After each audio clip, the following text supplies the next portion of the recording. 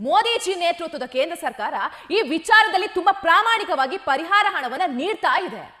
ಆದ್ರೆ ರಾಜ್ಯ ಸರ್ಕಾರ ಆ ಕೆಲಸವನ್ನ ಪ್ರಾಮಾಣಿಕವಾಗಿ ಮಾಡಿದ್ಯಾ? ನೋ. RTI ರಿಪೋರ್ಟ್ ಹೇಳ್ತಾ ಇದೆ ನೋ ಅಂತ.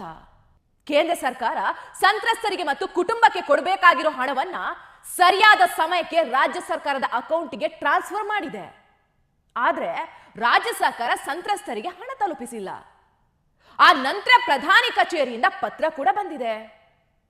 ಸಂತ್ರಸ್ತರಿಗೆ ಹಣ ಕೊಟ್ಟಿದ್ದೀರಾ? ಕೊಟ್ಟಿಲ್ಲ ಅಂದ್ರೆ ಈಗಲೇ ಕೊಡಿ ಅಂತ. ಕಂದಾಯ ಇಲಾಖೆ ಆ ಪತ್ರವನ್ನ ಕೂಡ ನಿರ್ಲಕ್ಷ್ಯ ಮಾಡಿ ಸೈಡ್ಗಿಟ್ಟಿದೆ. ಏನ್ ಹೇಳ್ಬೇಕಿದಕ್ಕೆ? ಪಾಪ ಸಂತ್ರಸ್ತರ ಕುಟುಂಬ ಇವತ್ತು ಹಣ ಸಿಗುತ್ತೆ, ನಾಳೆ ಹಣ ಸಿಗುತ್ತೆ ಅಂತ ಕಾಯ್ತಾನೆ ಇದ್ದಾರೆ. ಒಂದ್ಸಲ ಪ್ರೈಮ್ ಮಿನಿಸ್ಟರ್ ಕಚೇರಿಯಿಂದ ಬಂದಿರೋ ಪತ್ರವನ್ನ ನೀವೇ ನೋಡಿ, ಅದರ ಡೇಟ್ ಕೂಡ ನೋಡಿ. ಸಿದ್ದರಾಮಯ್ಯನವರೇ,